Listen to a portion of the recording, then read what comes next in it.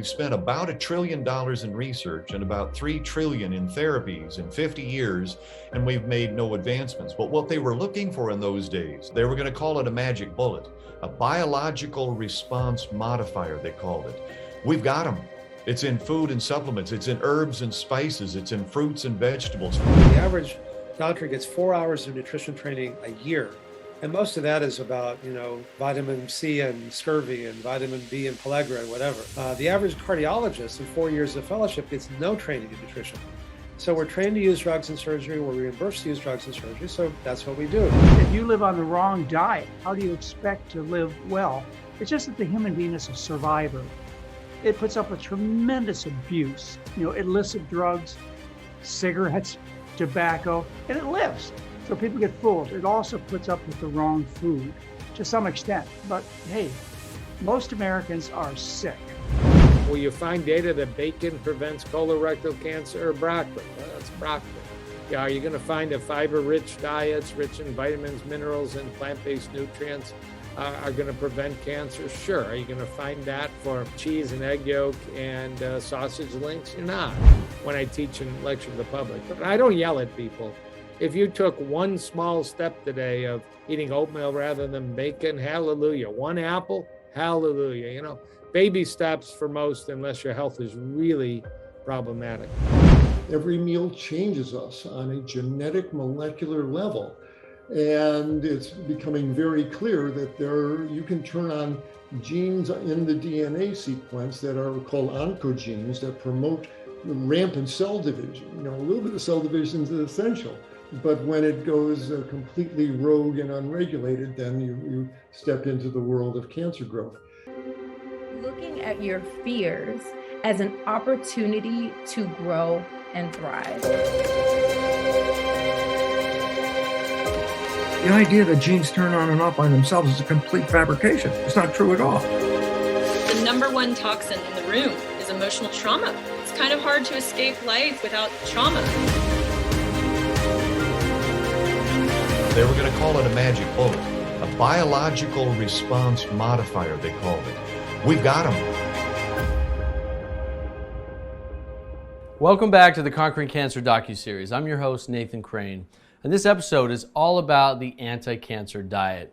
Because it's such an important topic, we're bringing you the perspectives of 5 superstars from the world of diet and nutrition.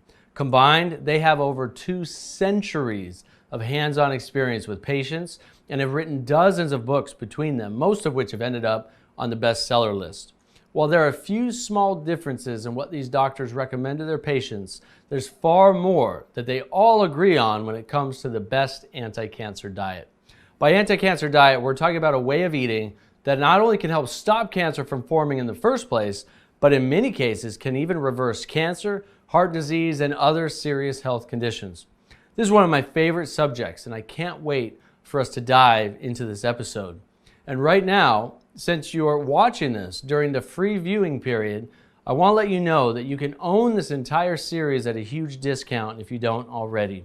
When you order today, you'll not only be supporting yourself and your loved one's health, but you'll be supporting our mission to continue doing these important interviews and bringing these physicians and cancer conquerors' stories to you and to the rest of the world. Go ahead and take a look at the special offer we've put together for you.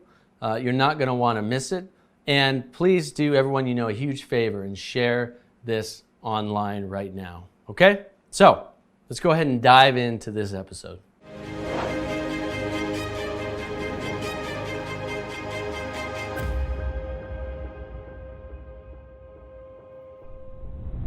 The first legend you're going to hear from is Dr. Patrick Quillen. Dr. Quillen is an internationally recognized expert in nutrition and cancer. He has 40 years of experience as a clinical nutritionist, including 10 years as Vice President of Nutrition for Cancer Treatment Centers of America, where he worked with thousands of cancer patients in multiple hospital settings.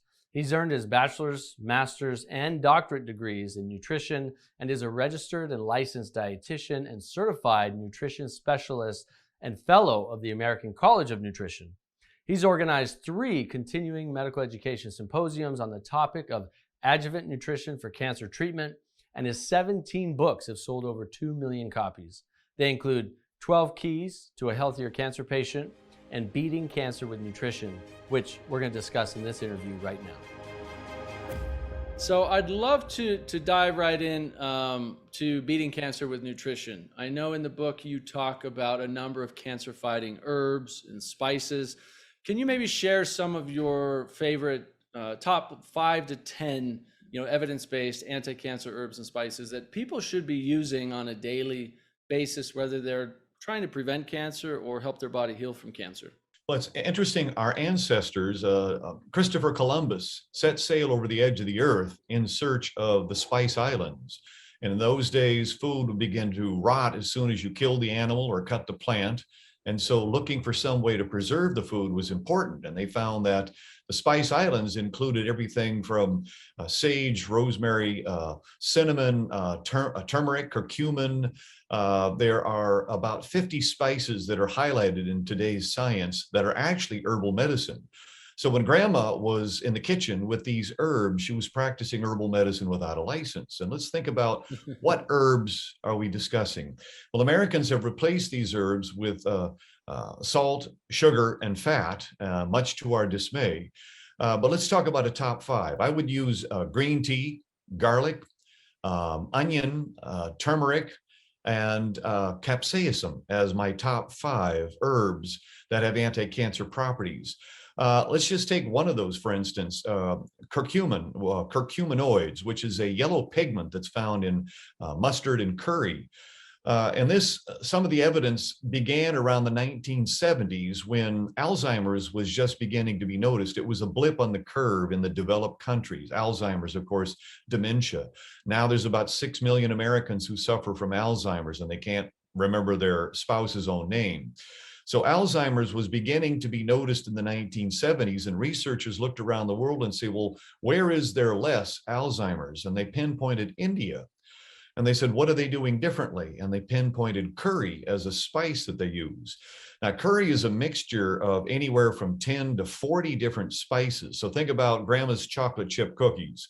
Everybody's got a favorite recipe for chocolate chip cookies, and everybody's got a favorite recipe for curry. That said, at the top of the list for all of them in this curry is turmeric and black pepper. And what we find as you fast forward a few decades is that turmeric is poorly absorbed in the gut. But if you add black pepper, you enhance absorption by 10-fold. And so there are some proprietary versions of black pepper that enhance turmeric. But nevertheless, what I recommend to our viewers is, to the extent that it's possible, use those 5 herbs that I just mentioned. There's Healing Spices is a book by a very brilliant researcher, a PhD. There's 50 spices that he talks about. In my books, I mention these spices, use them liberally, as opposed to salt and sugar, which need to be used in some restraint. So turmeric, curry, green tea, drink green tea often. There are powerful anti-cancer mechanisms in green tea. And what's fascinating, Nathan, is 2,400 years ago, Hippocrates, father of modern medicine, said, let food be your medicine and let medicine be your food. And for at least 2,000 years after that, that was a very rock solid statement carved in stone until modern medicine started dabbling in pharmaceuticals. And so they ignored our roots, but now we look at food. So for the last few decades, medicine has said, well, we need evidence-based medicine. And that doesn't include nutrition. It's quackery, it's folk medicine. No, we now know the underlying mechanisms for how these foods and spices work to prevent and reverse cancer. The human body is an amazing mechanism. We're talking about 37 trillion cells. In your gut are 100 trillion cells. You've got 20 trillion immune cells that rove the body looking for cancer and infections. The human body is an extraordinary mechanism, and it's built from, repaired by what you put into your body. So food is critical, nutrition. And those herbs that I just mentioned, if used liberally, can help prevent and possibly even reverse cancer. MD Anderson in Houston, Texas, has been doing phase 3 clinical trials with turmeric in cancer patients. It's that powerful. So when you say apply or use liberally, what would that look like for somebody? I know a lot of people, cook with a little bit of pepper and garlic. They cook up the garlic and, onions and garlic as a kind of a base. I mean, it's certainly a base for a lot of dishes I cook. And some of these, herbs and spices, people just kind of sprinkle on things like that. But what would using them liberally look like? And what other forms can you get them in so that they are bioavailable and in quantities that are actually therapeutic, especially for somebody dealing with cancer? Good. Well, these herbs can be taken as a food, and that's what grandma used to do. And you would add turmeric, garlic, onion, spices, cinnamon, licorice, paprika. All of those are therapeutic herbs, and grandma would use them to taste. What is it that's going to make the food taste better? Good. Or you can take them as tinctures, pills, powders. You can now, because of the internet, you can find companies that sell all of those herbs in bulk in powdered form, and that's the least expensive way of doing it. So if you want something that's very practical, I have a garden, I have an orchard, I grow a lot of fruit trees and plants, and it's not easy to grow all these foods. And so simple way is buy these spices in bulk powder and put them in a ball canning jar and take out a spoonful and put it on your food. When you're pressure cooking rice, when you're adding beets, when you're cooking meats, when you're using any of these foods, use liberal amounts of spices that make it taste good. And if you say, well, the kids won't eat it, it doesn't taste good to them, then maybe you can start using tinctures and powders and pills. Yeah, it's one of the things that I do as well, is buy a lot of these organic herbs and spices in bulk powders, and then or even not even powder, but just dried, and then I'll make big big jars of tinctures, with apple cider vinegar or alcohol or a combination, right? And then drink that as just kind of a maintenance. And a lot of these, I have about 15 or 20 different herbs and spices that I use because they are so medicinal. You said a lot of people don't realize, how much science there has been done on the natural world that we live in. I mean, there's Sayerji, who I just interviewed for the series, who's a friend and colleague of mine who runs the site Green Med Info. They have 77,000 abstracts, which are from peer-reviewed sources based in natural medicine and holistic medicine alone. And many of those, thousands of those, are based on a lot of these plants and herbs and spices and things that you're talking about. So, might jump in here for a second, please.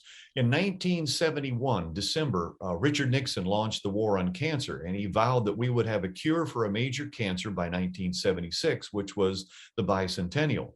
Now we fast forward a half a century. We don't have any cures for any major cancers. If you have stage 4 cancer, anything, you're in trouble. So we have not made progress. We've spent about $1 trillion in research and about $3 trillion in therapies in 50 years, and we've made no advancements. But what they were looking for in those days, Nathan, what they were going to call it a magic bullet, a biological response modifier, they called it. We've got them. It's in food and supplements. It's in herbs and spices. It's in fruits and vegetables. For instance, ellagic acid is in dark berries. Ellagic acid induces apoptosis, or programmed cell death in cancer cells. We could talk about fish oil, which is omega-3 fats, which changes prostaglandin flow in your body, even more powerful than aspirin or NSAIDs or the powerful drugs. But fish oil is a powerful biological response modifier that can prevent and help reverse cancer. I took a trip to Iceland. Iceland is one of the darkest countries on the planet Earth. It's the furthest northern capital, Reykjavik. The people there have the second longest lifespan of any country on Earth. They smoke, they eat too much fat, they get very little fruits and vegetables because they have such a cloudy climate, but they get their fish oil. On the desks for the children, they had little inkwells, and the kids in the morning would get a shot glass of fish oil, and that prevented vitamin D deficiency, vitamin A deficiency, and gave them the benefits of the omega-3 fats. So we have biological response modifiers, and they're in your grocery store. Yeah, I love that. I mean, continuing on omegas, right? Plant sources of omegas we know that are incredibly healthy are, flax seeds, chia seeds, hemp seeds. Very right? true. And true. Same neuroprotective properties, anti-inflammatory properties, obviously supports with the immune system function, a reduction of, cancer proliferation. Like I would venture on to say that if you studied every single edible plant on the planet, you would find some kind of protective benefit from it. Would Yes. you agree with that? Yes, absolutely. They say that a weed is nothing more than a plant we haven't figured out a use for yet. My garden, 60 fruit trees and abundant plants. For instance, beets. Let's just start there. Beets are, I like them. I grow them. I can them. I just canned about 19 quarts of beets after beet season.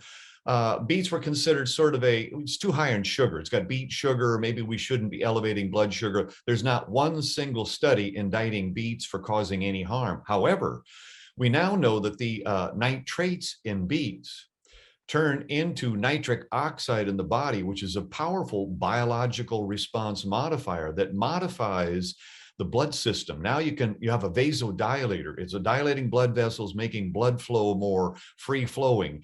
It's an immune modulator. So something as simple in beets is a powerful medicine. And as you said, every plant on earth probably has something that is of benefit. We just haven't figured out how to use it yet.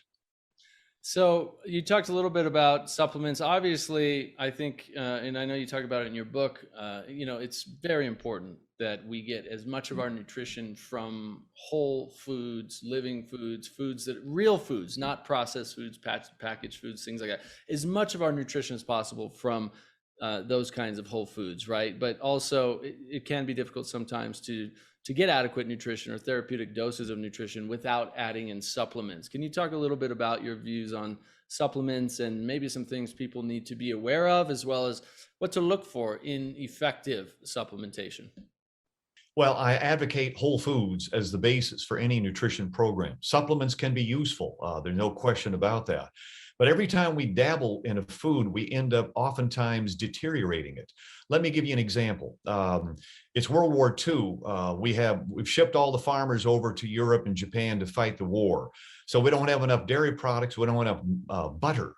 And so the government went to the scientists and said, make us a butter that the people will tolerate. And so they took oils. They took basically soy and corn oil, and they hydrogenated it, and they added some coloring to it, and they called it margarine. And they said, it's even better than butter. It doesn't have saturated fat.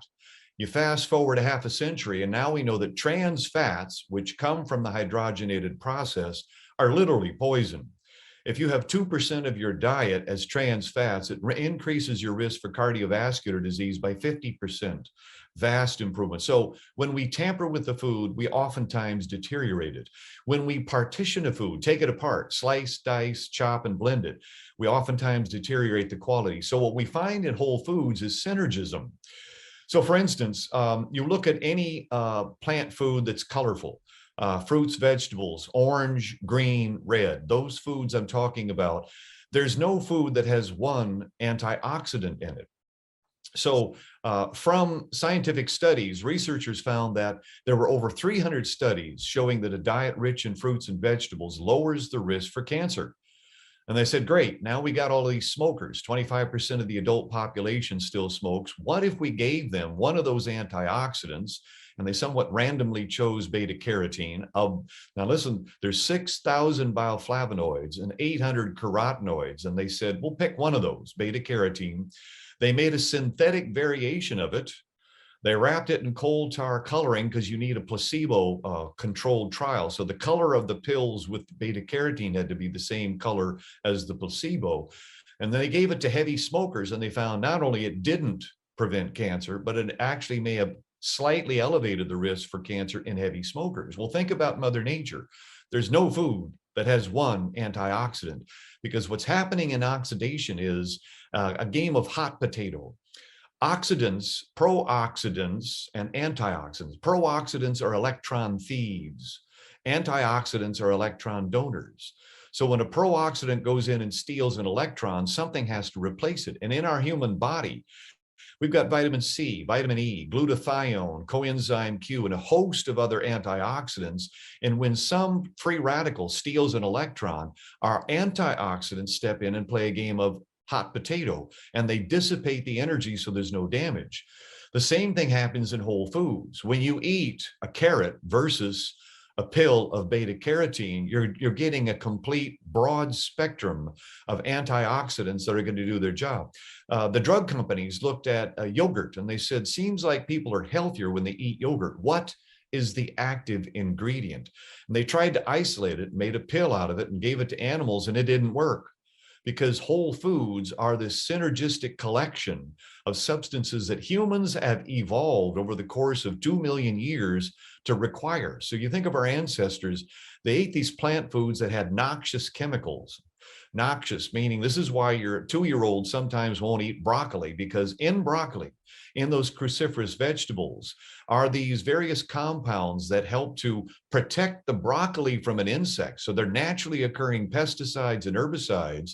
And when we eat these chemicals, they become anti-cancer biological response modifiers in whole foods. I love that explanation, and it completely helps clarify some of the misinformation that some pretty well-known people out there are unfortunately misleading people with today. I won't mention any names, just because that's not what I want to do right now. But the reality is there's some pretty well-followed people out there that are saying plants are bad for you because of this, because they have these noxious chemicals built in. So the plants weren't meant to be eaten. They don't want you to eat them.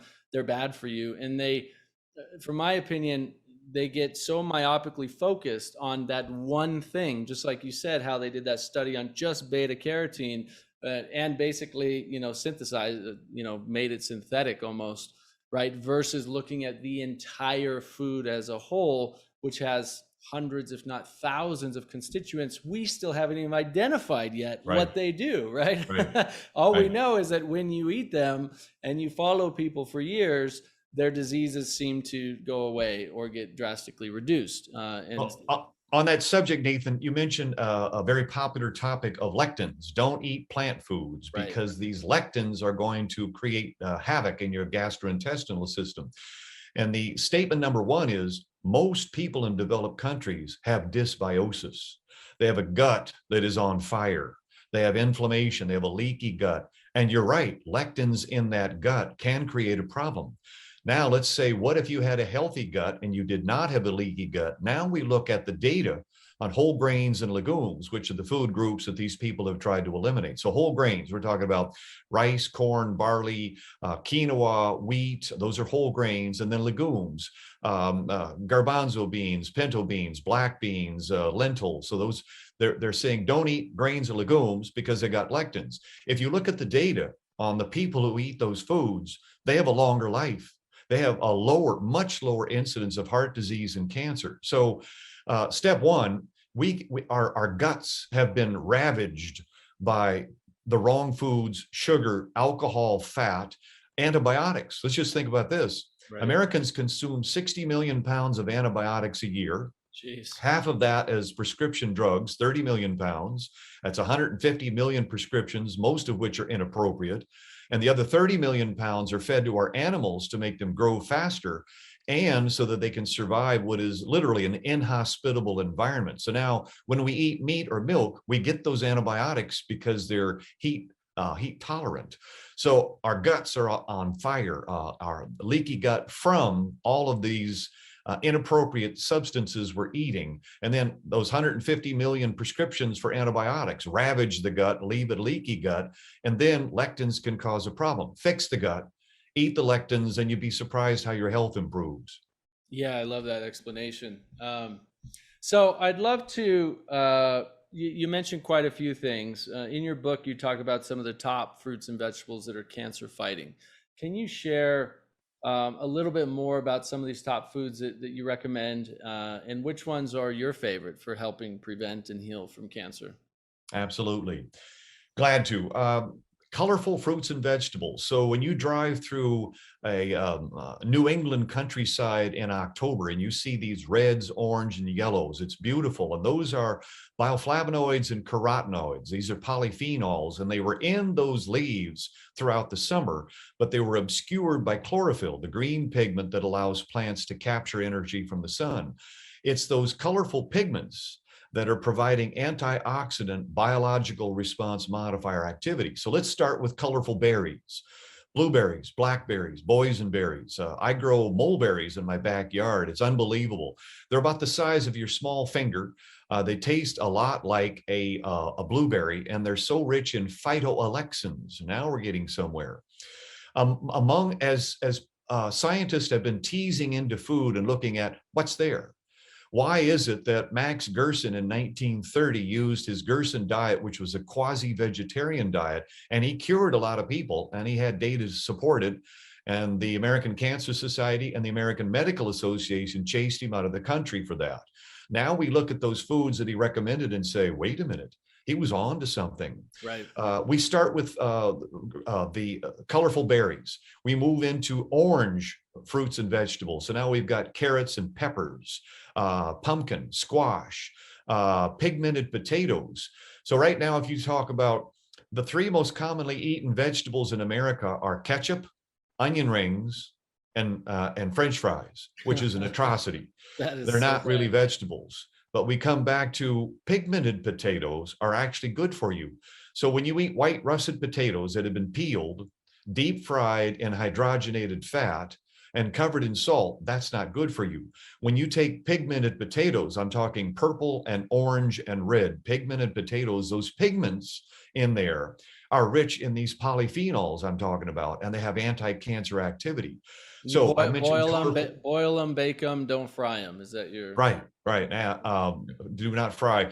What I do with is take your favorite vegetables. So broccoli, cauliflower, onions, pigmented potatoes, beets. Take any of those things and I dice them, put them in a big bowl, and I make a salad dressing. So it's going to be, let's say, a fourth of a cup of olive oil, some balsamic vinegar, some lemon juice, and then add those seasonings that we talked about when we first began, and now mix all that together and then pour that over your vegetables, stir it together, and pour all that stuff onto a cookie sheet and bake it in the oven. So I do roughly 40 minutes at 400 degrees, and then the kids love it. It's delicious, but do not deep fry. Yes. Yeah, that sounds delicious. Similar to some of the dishes that I make. I'm going to have to try that one. So thank you for that. Berries, obviously vegetables, the orange vegetables, the carrots, the beets, cruciferous vegetables. We talk a lot about that. We hear a lot about that with anti-cancer research that's been done. A lot of the cruciferous vegetables, right? The bok choy, yes, the cabbage, most definitely. The broccoli, cauliflower, cabbage. There's reasons why cabbage was considered a medicine back in Roman time, 2,000 years ago. They said, eat your cabbage and the doctors will leave town. Anything else there on foods that you want to talk about? I'm back to whole foods. And in my book, Beating Cancer with Nutrition, Nathan, I talk about a plant-based diet. And I think it's very clear. Plant-based is essential. Some people go with vegan. I'm not a strict vegan. There are some animal foods I can encourage, and we can come back to that. But the 9 categories of plant foods that should dominate your diet is fruits, vegetables, whole grains, legumes, nuts, seeds, seaweed or sea vegetables, mushrooms, and then the medicinal spices. So those 9 categories are all plant food, and that should dominate every plate. Next up is another superstar and best-selling author. Dr. Dean Ornish is known as the father of lifestyle medicine and the first to prove that lifestyle medicine can reverse the progression of many chronic diseases, including coronary heart disease, early-stage prostate cancer, and cellular aging. He's also the founder and president of the nonprofit Preventive Medicine Research Institute, clinical professor of medicine at the University of California in San Francisco, and the University of California at San Diego, and the author of 7 books, all national bestsellers. He's received numerous honors, including the inaugural Lifetime Achievement Award from the American College of Lifestyle Medicine, Outstanding Young Alumnus Award from the University of Texas, Austin, the Plantrician Project Luminary Award, among others. Dr. Ornish was recognized as Time 100 Innovator by Life magazine as one of the 50 most influential members of his generation. Like Dr. Quillen, Dr. Ornish is also a proponent of a plant-based diet.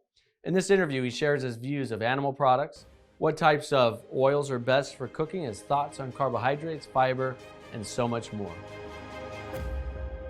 So let's talk about the diet approach. So obviously, you already mentioned plant-based whole foods diet, right? But let's look at the opposite side of that. What in the literature led you to discover that, animal products are actually damaging to the body and can lead to things like, heart disease and cancer? Why do people need to be aware or concerned about animal products and meats and dairies and cheese and these kinds of things? And what does the science tell us about that?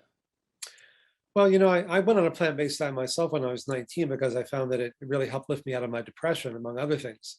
And then when I became a medical student, I went to these places called libraries that had these things called books and journals, which were, of course, all online. And I got mildly obsessed with realizing that in dogs and cats and pigs and rapids and monkeys, you could cause them to get heart disease if you put them on high fat, high animal protein diets, put them in occasion, made them socially isolated, made them sedentary, caused them to smoke, et cetera. And you could reverse it if you change all those things. It's like, why should people be any different? But when I approached my mentors at the time when I was a medical student, they said, well, just it's impossible. Why? Everybody knows it's impossible. And one of the nice things about being a medical student is you're not fully indoctrinated yet. So I thought, well, I went to medical school in Texas where they're more of kind of a pioneering ethos. Like, you got this crazy idea, go for it. The chief of medicine referred patients, and the chief of cardiology donated the tests and got a small little grant. So was able to begin doing these studies. And over time, we began getting more and more scientific evidence to show just how powerful these changes can be. So it's not just the fact that animal protein, you only get dietary cholesterol is in animal products. They tend to be high in saturated fat, which also clogs up your arteries. And they also the animal protein itself also seems to play an important role, independent of this whole fat versus carbs debate, because for many reasons, not the least of which is it's pro-inflammatory. And inflammation is one of the underlying mechanisms that we talked about earlier that not only affects heart disease, but so many other chronic diseases. And so I took a year off between my second and third years of medical school and went around to every hotel in Houston. And one of them, the Plaza Hotel, donated 10 of its rooms to us for a month. And we put people through this program. It was just me and the cook at the time. And they got better. 8 of the 10 people showed improvement in the blood flow to the heart. It was also my first experience that when you're doing something that's really disruptive, that doesn't fit within what people think is possible, they have a hard time believing it. It's like, oh, the machine must be broken. And I said, well, the machine wasn't broken. You did the test. This is the same machine we send people to bypass surgery with every day, and so on. But over time, as I then, did randomized trials and published them in even more first-rate peer-reviewed journals, and then ultimately we were able to, after many years of review, Medicare created a benefit category to cover my program for reversing heart disease. That was a real game changer, because when you change reimbursement, it changes medical practice and medical education. And so we've been offering this program and training hospitals and clinics and physician groups around the country. And since COVID in the last year and a half, we've been doing it virtually and finding that it works as well virtually when done via Zoom, just like our conversation here now, as when it's done in person, which means now we can reach everybody, not only everybody in the country, including in rural areas where they don't have a hospital or clinic nearby, but really throughout the world. So it's really making the opportunity for us to be of service that much more accessible and powerful. I read in the book that even in some places, Medicare covers your program. Is that right? Yeah, that's what I was just saying. Medicare actually created a new benefit to cover it throughout the country. Yep. And now that Medicare is paying for it, many of the other major insurance companies, many of the Blue Cross Blue Shield plans and Aetna and others are paying for it well.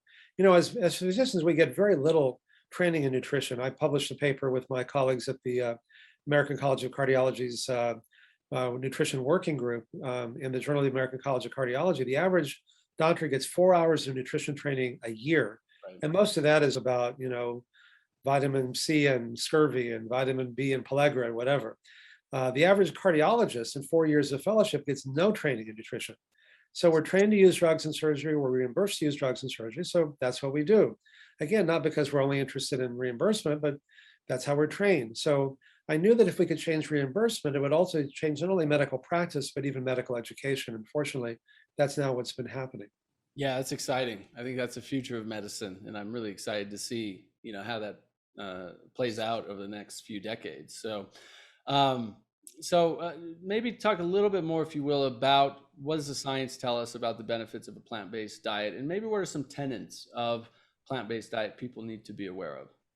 Well, it's really not that hard. It's fruits, vegetables, whole grains, legumes, soy products. As they come in nature, try to eat them as close as you can to where they come in nature.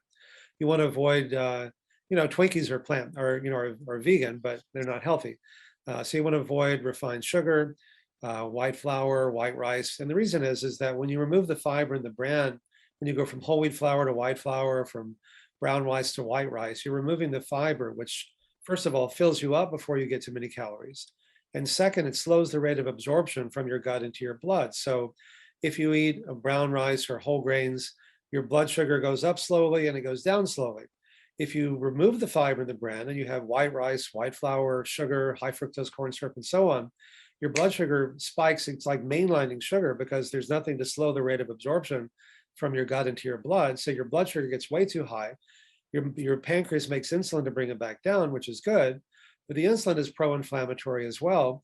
And your blood sugar doesn't just go down to where it started, it goes down below where it started. Like if you pull a pendulum to one side, it doesn't stop in the middle, it goes to the other side. You go from high blood sugar to low blood sugar. You get that sense of carbohydrate craving. It's kind of a vicious cycle in that way, or an addictive cycle. But you don't want to replace bad carbs with bacon and pork rinds and sausage and things like that. You want to replace them with good carbs, fruits and vegetables and whole grains and so on, which besides being rich in fiber, have literally hundreds of thousands of substances that have anti-cancer, anti-heart disease, and anti-aging properties, phytochemicals, bioflavonoids, carotenoids, retinols, isoflavones, genistein, lycopene, the whole alphabet soup of these things and where do you find them? You find them predominantly in fruits, vegetables, whole grains, and so on. Absolutely. And so what's your take on oils? There's this oil debate, right? Where people say coconut oil is very healthy for you. Olive oil is very healthy for you, right? These refined oils are really bad for you, but you're fine with having lots of olive oil and coconut oil. Where's the science told you about those two kinds of oils specifically? And let's throw avocado oil in there as well, which is now promoted as a health food. Oils have, in the right kinds of oils and the right kind of quantity can be very helpful. But oils are 100% fat, and fat has 9 calories per gram. So 1 tablespoon of any oil has about 130 or so calories. So people think, oh, this is, olive oil is so good for me. They just drench their salad or their avocado toast or whatever, and they don't realize they're getting tons of calories that they're not even aware of. So one of the easiest ways to lose weight is to reduce the amount of fat in your diet, because fat has 9 calories per gram, protein and carbs have only 4. So if you reduce the amount of fat, you're getting fewer calories, but about the same volume of food, which is what fills. So you get full before you get too many calories. I wrote a book about this many years ago called Eat More, Weigh Less. We found the average person in our clinical trials lost 24 pounds in the first year, even though we didn't tell them to eat less food. They said, eat as much as you want, eat till you're full, eat healthy. But they still lost weight because they got full before they got too many calories, because the food is less dense in calories when you reduce the amount of oil and fat in your diet. Then the type of fat matters.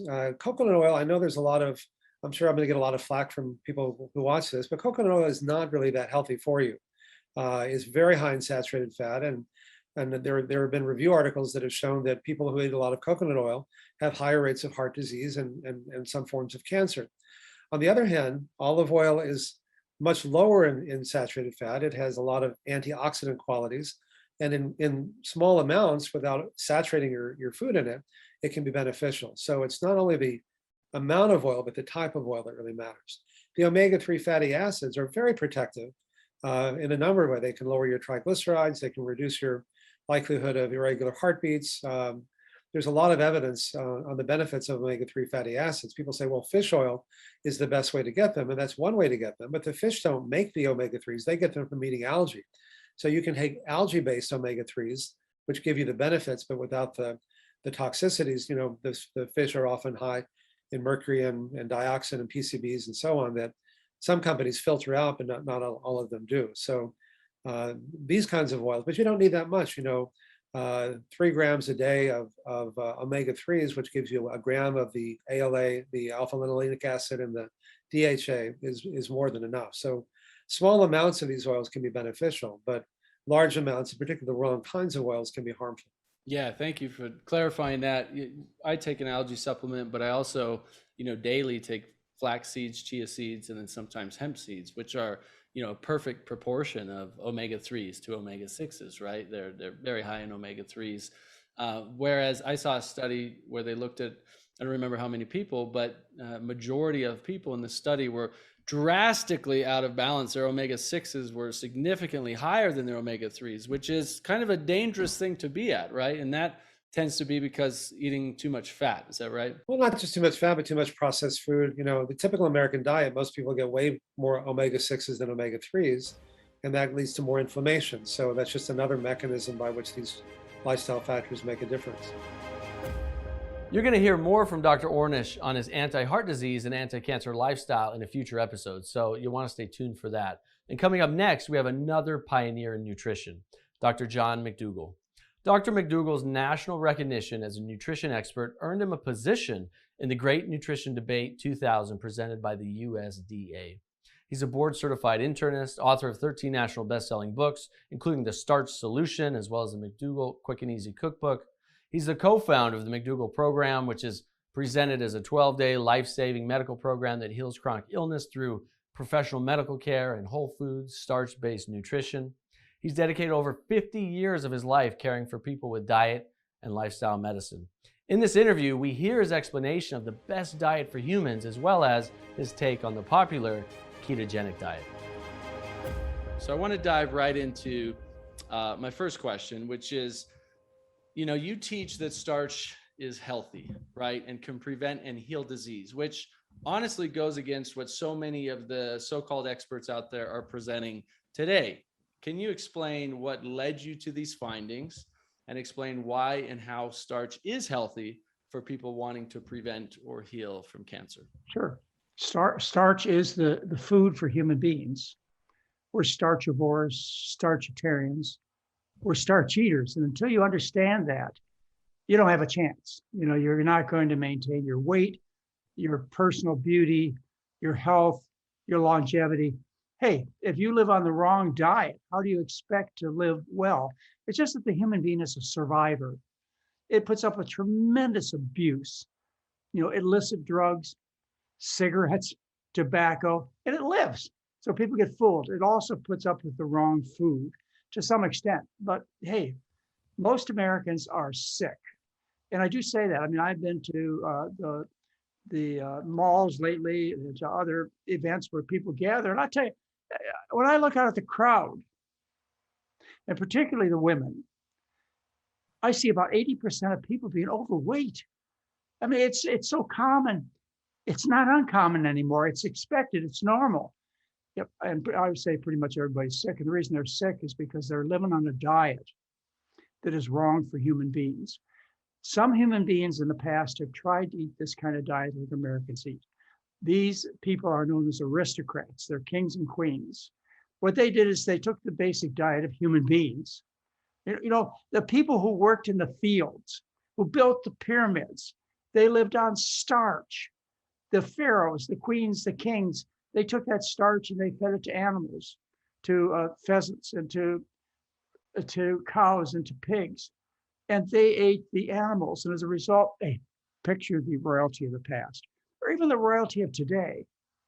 The business people, the successfully economic people, were once, say, 50 years ago, when you look to the people in Asia, everybody was thin. You look at the rich people today, those that have attained the wealth similar to what we have in this country, enough wealth to eat like a king and a queen. What do you see? This has nothing that is specific to Americans. This is a phenomena of illness, a pandemic of illness that's spread throughout the entire world. And you can see it if you just stop and take a look. I say that the human diet is a starch-based diet. And that's based on the fact that 99.99% of the people who ever walked this earth lived on a diet where the bulk of their calories came from starch. You know this. I mean, you know that the Asian used to live on rice. I mean, 90% of the diet of people in China before 1980 was white rice. We can get to the white rice thing later. You've read the history about the Aztecs and the Mayans. The people in Central America who were known as the people of the corn. And in South America, people lived on potatoes. When the Incas lived on potatoes, except when they went to battle, then they switched to another starch, quinoa. And if you look at You look at what used to be the breadbasket of the world, Egypt and Iraq. That was the breadbasket of the world. What do you think bread stands for? Starch. Bread is the stuff, is the staff of life. You've heard all this. So how do you all of a sudden in the last, well, how many years you've been listening, all of a sudden you heard that starches are bad for you. Starches make you fat. Excuse me, how many overweight Asians can you think of?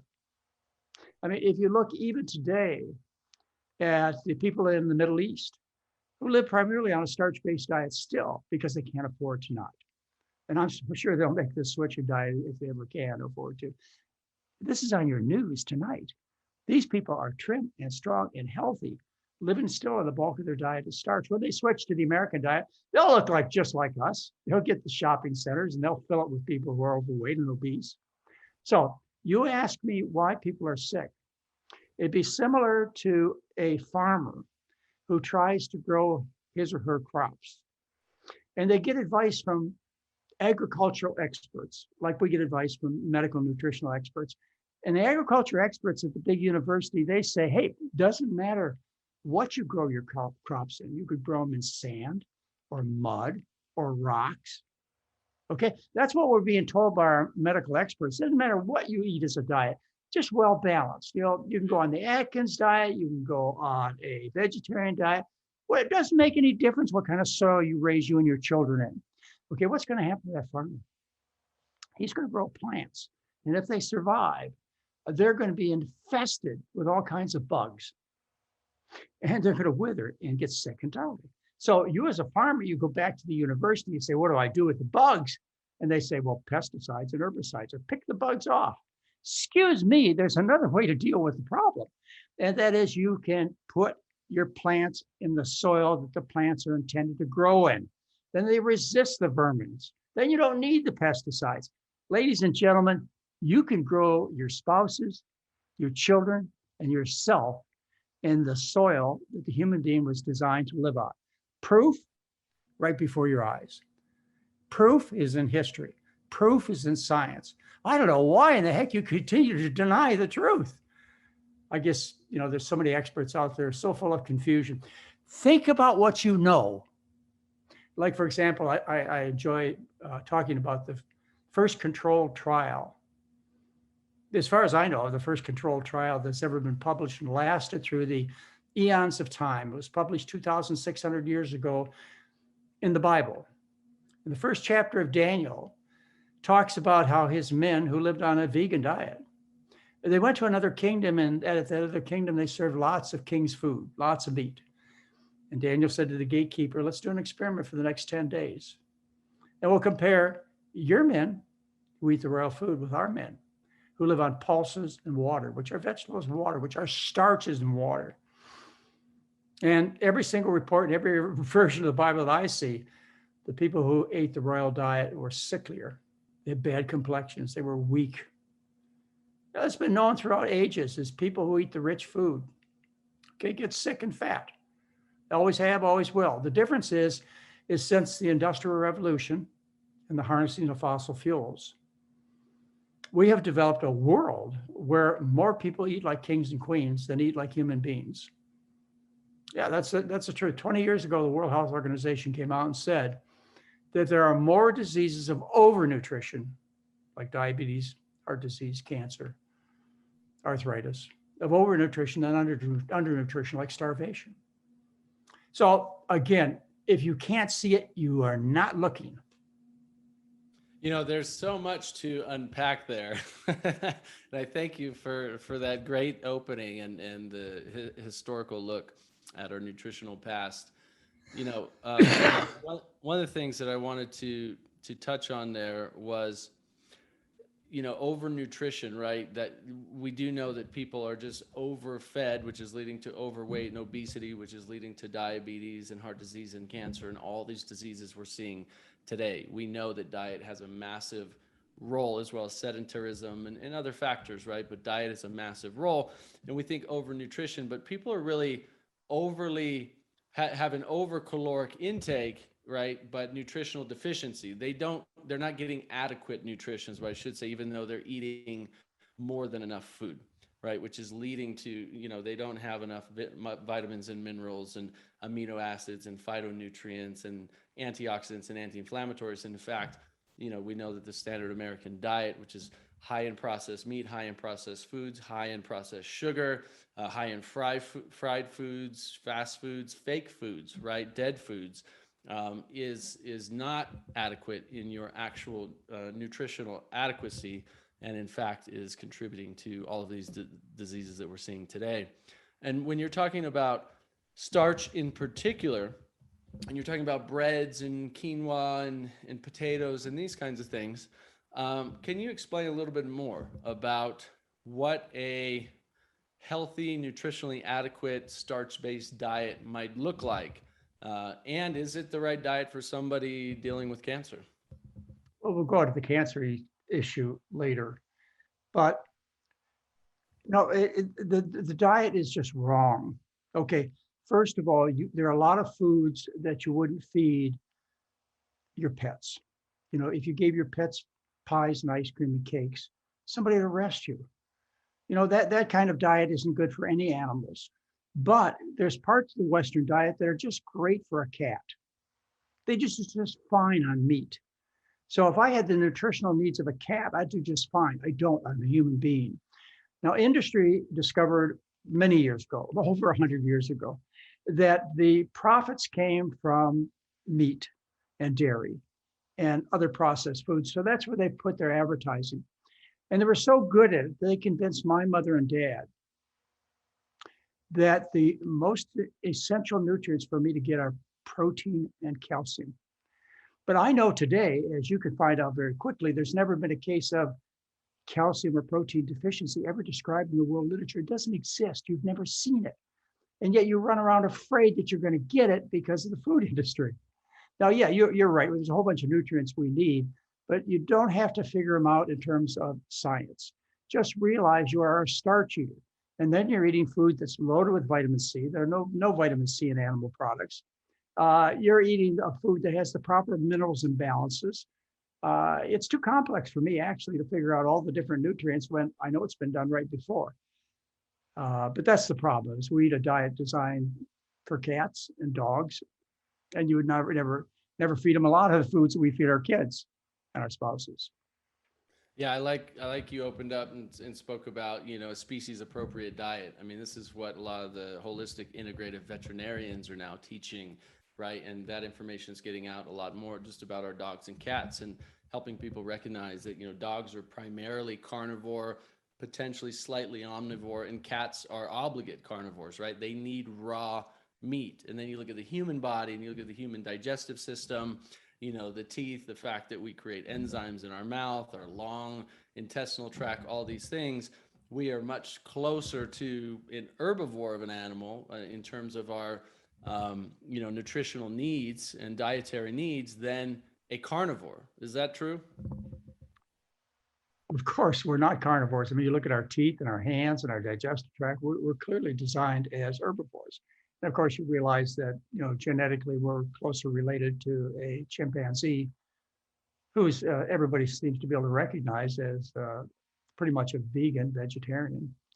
So yeah, look at the animal lines, look at the mammalian lines, and look at how they branched off into different types of food patterns. But again, you wouldn't feed any of your pets the diet you feed your kids. So the way I've seen over 12,000 patients, I've been seeing patients for over 50 years, 55 years. And, when I look at people, I was taught to look at them as genetic mishaps. You inherited your heart disease, you inherited your breast cancer, your diabetes, as genetic mishaps. In that case, I couldn't back then, 55 years ago, and I couldn't today treat anybody because I can't change genes. So that kind of thinking does the patient or the doctor no good. Instead, when I see a patient, I look at them as a healthy, trim, sturdy, hardworking person who's just being malnourished. And if they would stop the burden, the damage from the wrong foods, and they would supply, as you so aptly put, they would supply the proper underlying nutrients. Again, you don't have to be a genius to figure this out. This is a diet that's primarily potatoes or rice or beans well, sweet potatoes. It's a diet of starch with fruits and vegetables. And, at most, you can argue that you would eat like a king and a queen on Thanksgiving, the biggest feast of the year, by the way, Thanksgiving or Christmas, or maybe your birthday, you'd have a cake, but good grief. When you start every morning with Easter and go on to Thanksgiving and Christmas for lunch and dinner, then every night have a birthday party after dinner, you wonder why you're in trouble? That's why you're sick. And when I get people the message, and it's a difficult message for people. I'm not trying to tell you this is easy. It's easy after you do it. You look back, like so many things in life, you look back and go, gee, I know this so easy. I've done it a long time ago. But people are facing a whole lifetime of education, a whole society that supports unhealthy foods because that's where the money is. And as a result, it's difficult for a lot of people. They eventually discover it, sometimes by negative ways. Like a lot of my patients, they discover that they got to learn something different because of my profession: heart surgery, diabetic shots, blood pressure pills. They say, look, I want to see something different. I want to do something different. And when those people are around, those people who figure out that they're not supposed to be sick or overweight, they're not supposed to fear food, there must be a set of rules that allows them to do well, then these people I can give a very simple message to. And that's to eat a starch-based diet with fruits and vegetables. And you know what? Essentially all of them get well. I mean, there are some exceptions we could talk about, but they'd be rare. Another analogy that I think you can relate to, and I can really relate to as a doctor, and you can as a patient, is the body has the ability to heal itself very quickly. But think about somebody who gets in an auto accident, or say, let's make it a motorcycle accident, and they got a broken arm and a broken leg and lacerations all over the place. Show up in the emergency room, you think that they're not going to make it. But lo and behold, the doctor straightens their bones, sews up their wounds. They're out of bed in, 3 or 4 or 5 days, and they're up walking around on crutches in 3 weeks. And in 3 months, they're back on the motorcycle. And hopefully they don't get a repeated injury. So the body heals really fast. And if you're on to the right message, that's what you should expect. You can expect definite improvements very quickly. We have research published in the scientific literature, peer-reviewed research that shows how quickly the diet works. Running my program, and I have for 35 years, running my residential program, we collected a certain amount of data. One collection was over 10 years. It was over 1,700 people. And the interval of testing was 7 days, 1 week. And in 1 week, the average weight loss was more than 3 pounds, eating as much as you wanted of delicious food. The average drop in cholesterol was 22 milligrams per deciliter. The blood pressures came down, and those people who would have been on blood pressure medication with high blood pressure, they dropped their blood pressure an average of 18/11 millimeters of mercury in 7 days. But what you really need to know behind the scenes is that we were able to get nearly 90% of people off their medication, particularly their blood pressure and their diabetic medications. So the body heals real fast. Now, we also have 1-year data. Some of that data was done, all of it was done independently, our 1-year data. One very important evaluation of what we accomplished over a year was done by Oregon Health and Science University, which is the medical school in Portland. They found that nearly 85% of people followed the diet, were compatible with the diet for 12 months. 85% of people followed the diet. Why? Because the results are so dramatic and the food was so good and they couldn't see any sacrifice at all. They also confirmed our weight losses and our cholesterol drops and a whole bunch of other benefits to our program. And then there was an evaluation done in New Zealand of a community that used our diet. Same results. They got a 25-pound weight loss in a year. We at OHSU got a 20-pound weight loss over a year.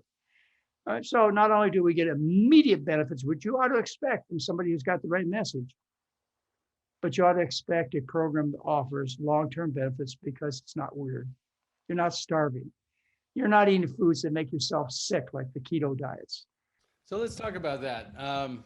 The keto diet compared to what you're teaching is a starch diet. What are the main differences, and what do people need to know about keto, especially when it comes to something like preventing cancer? or you're talking about polar differences. You're talking about a program, a low carb diet, which eliminates the foods that I recommend. The reason it works is twofold. People get excited because they get immediate results because they lose 8 to 10 pounds of water weight the first week because they go into ketosis.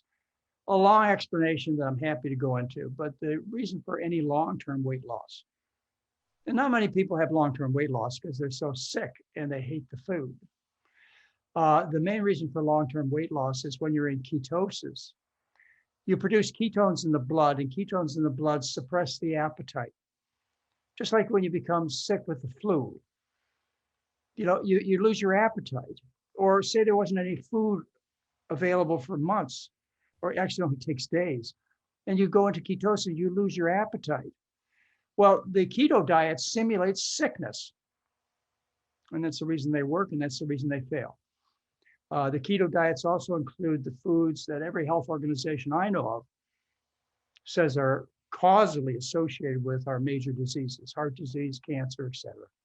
I've thought a lot about keto and from a biological evolutionary point of view, or more of a biological design point of view. And I, questioned, why can the body go into ketosis? Why can we switch from, glycogen to ketones as energy? Like, why are we designed with that? And the answer to me was pretty simple, right? In the past, before we had unlimited access to food 24/7, pretty much anywhere in the world now, for the most part, certainly industrialized nations.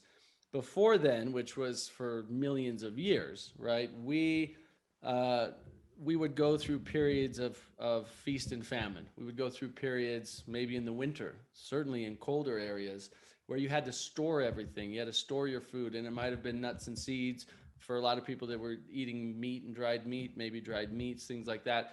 And eventually that food might run out, right? And when that food runs out, the body still wants to survive. And so, my theory is we're designed to be able to go into ketosis as a survival mechanism to keep us alive, so that we, burn on from fat to ketones. That, as you said, the appetite slows down, and you could go for weeks or even months potentially fasting on very little food to get you through the famine months as a survival mechanism. But as a long-term, just like any other survival mechanism, like a sympathetic response in the nervous system, fight or flight or freeze, those are meant for survival times only, right? To keep us alive. We're not supposed to be in a sympathetic state all the time, just like I really believe we're not supposed to be in a ketosis state all the time. And we're certainly starting to see that in the literature, that long-term ketosis actually can be potentially very damaging. And as you said, in all of the people I've interviewed, the research I've done, all the people who've reversed stage 4 cancer that I've ever come across, I'm not saying there's not others out there that don't exist, but the ones I've met and have come to me and I've interviewed, and the research I've seen is on a nutrient-dense, plant-based, as you're talking about, high starch type of diet, is the diet that, in a whole foods diet, not a processed foods, but a living foods diet for the most part, is the diet that they follow to get the healing results that everybody's really looking for. Do you have thoughts on that? Yeah, I'll add a couple of points here. Is the human being starves to death in an average of 61 days. Okay, that's how long it takes to die when you stop eating, on average, 61 days. So when you say long term, we're talking about a survival mechanism that lasts you 2 months to get through tough times, as you said. And ketosis helps. When you're starving to death, you don't want to be thinking about gathering and preparing food. You want to think about how you're going to get yourself out of trouble. And so the pain of hunger goes away. It's natural, it's normal. One other area that I would like to address, that I think I heard from you, was the idea, or maybe you were going to go this direction, I was just interested in hearing it, you didn't. But was the idea that in the past, we were hunter-gatherers. Well, I want to explain to you why I believe the myth of hunter-gatherers survived. It has to do with male dominance. It has to do with gender bias. What happened in the past through all the tribes that I've studied is the men would go out to hunt. And they'd be gone a couple of weeks, and if they're lucky, they brought back a dead animal, and it didn't rot. And that provided some praise for the men. But while they were out hunting this and brought back a small amount of food in most situations, who was gathering the calories for the village? Who was out working? It was the grandparents, it was the women, it was the children. This is a gender bias. This is a discrimination between men and women that's gone on forever. And that's why we have the myth of hunter-gatherers. We were gatherers. We always have been. Hunting's just too inefficient, which brings me to another whole point about the Atkins diet. Those of you who want to lose weight, and you will lose weight temporarily on the Atkins diet, that may be where you want to go, but you're not going to regain your health. And the means that you're going this by should be socially repulsive to you. The fact that you're killing our wildlife, or you're taking away the lands of our wildlife by eating grazed animals. You're killing. The other thing is what you're doing to planet Earth. Now, I think most of people have come to the understanding that we're eating the planet to death. And the Atkins diet is an exaggeration of the diet that fuels global warming. It's just wrong, but people are desperate and they haven't been told the truth. Why? Because of money. Like all of our experts in this episode, Dr. McDougall is passionate about the topic of nutrition. I especially loved what he shared about how quickly the body can begin to heal once it's given the right foods. Our next titan in the world of diet and nutrition is a doctor we met in a previous episode, Dr. Joel Kahn, an MD, a fellow of the American College of Cardiology, is a practicing cardiologist and a clinical professor of medicine at Wayne State University School of Medicine. He graduated summa cum laude from the University of Michigan Medical School. Known as America's Healthy Heart Doc, Dr. Kahn is triple board certified in internal medicine, cardiovascular medicine, and interventional cardiology. He founded the Kahn Center for Cardiac Longevity in Bingham Farms, Michigan. Dr. Kahn is the author of 6 books and has regular appearances on Dr. Phil, The Doctor Show, Dr. Oz, and many others. He serves as a medical director of the largest plant support group in the U.S. And here's more from my interview with Dr. Kahn. So let's talk about the diet and nutritional approach. I mean, you're very well known for a plant-based approach for helping people basically take back their health. Can you talk about why the plant-based approach for heart disease, for cardiovascular health, what science has led you down this path to being such a proponent of a plant-based diet, and how does a plant-based diet help people that are either at risk for heart disease or already have heart disease? Well, I'm over 62 years old, and it was a coincidence, but at age 18, I entered medical school at University of Michigan, sort of an accelerated program. And I did not like the dorm food. My mother gets credit for having brought me up on really good food. I wasn't picky. It was just not good. And there was a huge salad bar. And I actually joked the first week of college, I guess I'm a salad bar-itarian. And there were a few really great restaurants in Ann Arbor that were salad bar places. And really within a year, I was, now I'd call it vegan. I just called it plant eater or something like that. My family calls me a rabbit, before okay, they a rabbit eater. You're like a rabbit, and now they're all like rabbits too, because they realize it's changed their health for the better. But anyway, go on. No, and I had a girlfriend at the time who had the same exact experience in Ann Arbor, and she's been my wife for 40 years. So we've been doing this for 45 years, but I talked to nobody about it. It was obvious at some medical meetings, medical dinners, banquets, that I was not eating the prime rib everybody else was. I trained in the South, in Dallas, Kansas City, semi-South, where there's a whole lot of barbecue going on, and I didn't participate in the ribs. So awkward moments, but, got through them okay.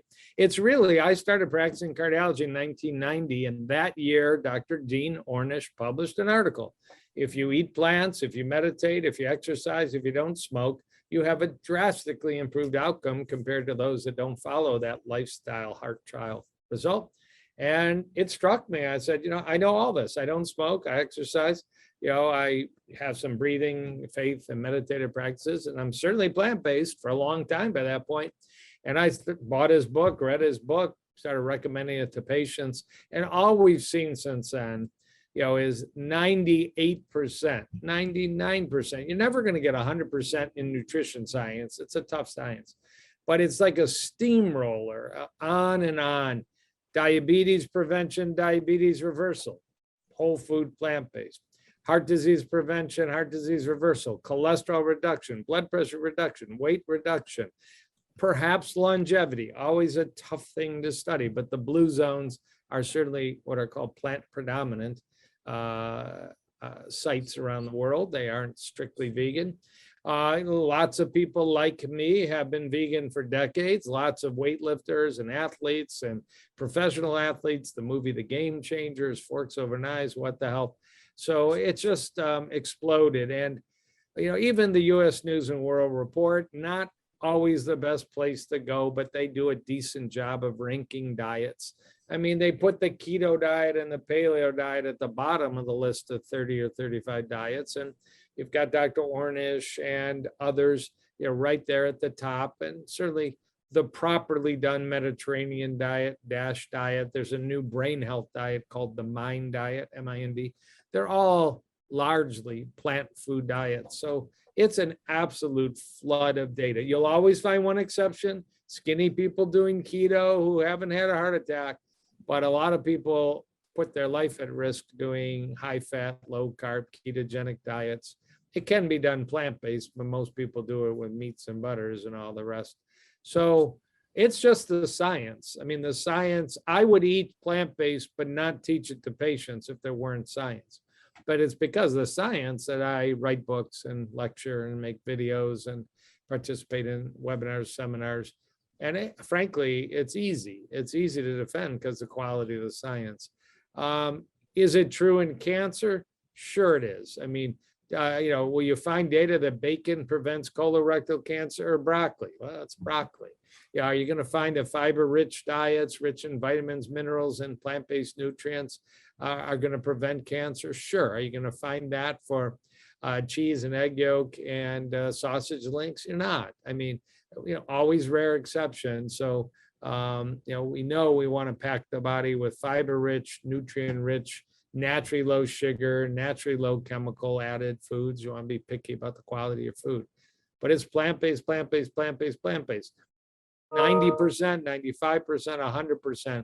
I get the privilege of working a bit with Dr. Walter Longo, who's a PhD professor at University of Southern California, maybe the leading nutrition cancer expert in the world. And he's eating 19 meals a week, plant-based, and 2 pieces of fish a week.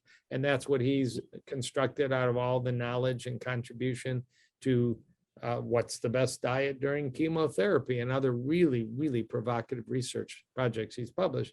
So, I mean, that kind of model just strengthens my, focus for myself. There's no question, but when I teach and lecture to the public, but I don't yell at people. If you took one small step today of eating oatmeal rather than bacon, hallelujah. 1 apple, hallelujah. Baby steps for most, unless your health is really problematic. Yeah, thank you for that. I mean, it's very clear by the science that a whole foods, plant-based diet is the best prevention diet for cancer, and as I hear you saying, for heart disease, which makes perfect sense because the risk factors are very similar, if not the same, in a lot of cases. What about actually patients you've worked with who've had cardiovascular disease and you've put them on, or they've chosen to go on to a whole foods plant-based diet? Have you seen many case studies where patients are actually able to reverse cardiovascular disease primarily with dietary changes, not with the support of drugs or other conventional methods? This is sitting on my desk. I didn't know you were going to ask that exact question, but I'll just show you an example. This is a patient of mine, or he chooses to come see me. He's a very successful businessman in his late 50s. But in 2017, just for a checkup, big guy, liked to eat meat, weightlifter, wasn't feeling all that energetic. And this is an ultrasound of his carotid arteries, but they're very easy to make accurate computer-based artificial intelligence images. And it basically said you were 54 years old, but your arteries were like an 83-year-old man. This is a scientific measurement. Make a person happy? No. Make a person joyful? No. He got motivated and he became completely whole food, plant-based. Took a little time, but it's been a few years. Yeah, if he was low in omega-3, I was going to correct it with flaxseed, chia seeds, maybe a vegan omega-3, takes a couple vitamins like a lot of vegans do.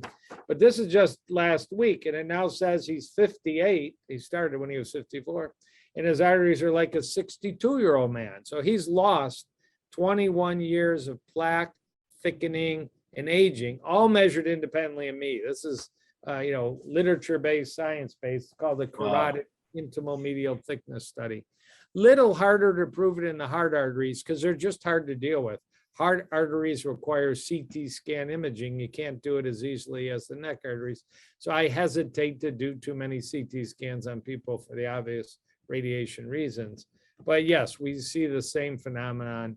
That's what Dr. Ornish basically showed in 1990, the famous lifestyle heart trial that had further follow-up later on. So let's talk about aside from a whole foods plant-based diet, and we're saying whole foods, right? And just to clarify for people who don't know, it's not the company, right, owned by Amazon. It's not the grocery store.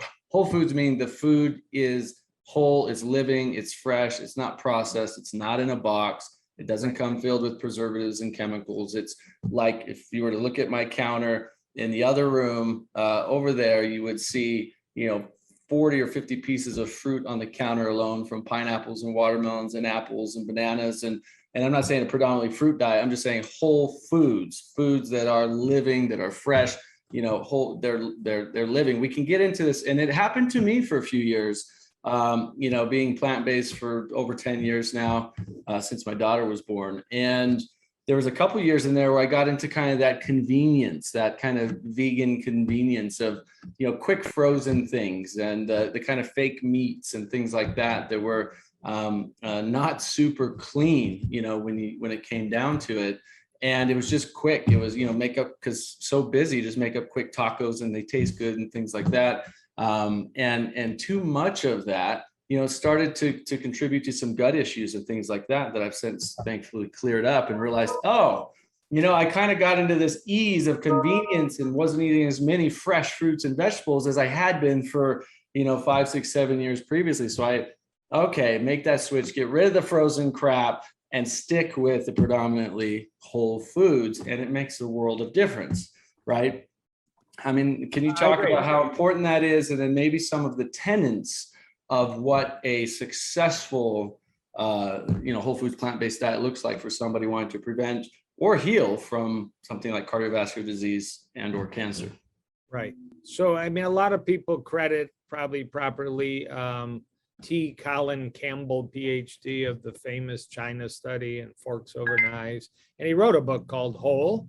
And he emphasized, you can buy vegan mac and cheese and vegan pizza. And now you can buy vegan sausage and vegan everything. But that's not exactly the ultimate peak of nutrition for preventing disease. And certainly if you're dealing with a cancer, advanced heart disease, diabetes, or obesity, that's not the solution. It may still be fun on July 4th and Thanksgiving when you're around people to, grill up a vegan bratwurst. I don't do it, but maybe it's fun. But you're right, whole foods. Why? Lowest amount of chemicals, lowest amount of pesticides, lowest amount of herbicides. We're talking glyphosate and PCBs and DDT and the rest. There's still DDT in the soil, even though it's not permitted to be used anymore. Certainly that's true in fish flesh. And, the highest amount of fiber, the most active nutrients. I mean, there's no doubt the best food to eat, if you can, is grow sprouts, harvest them and eat them right away. They're going to have the most nutrition, enzymes, living support to the body.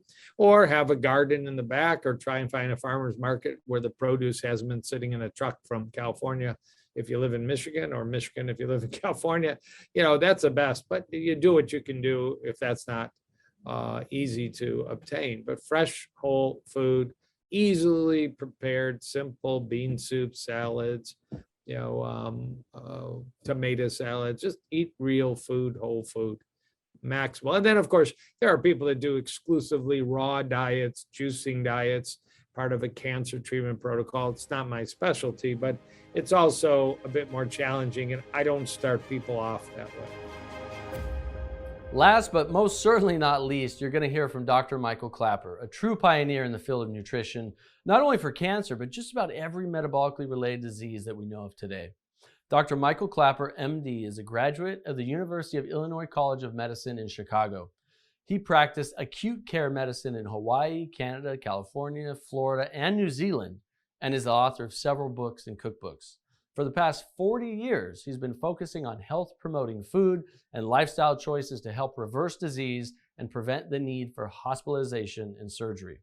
Dr. Clapper served as a nutrition advisor to NASA's programs for space colonists on the Moon and Mars.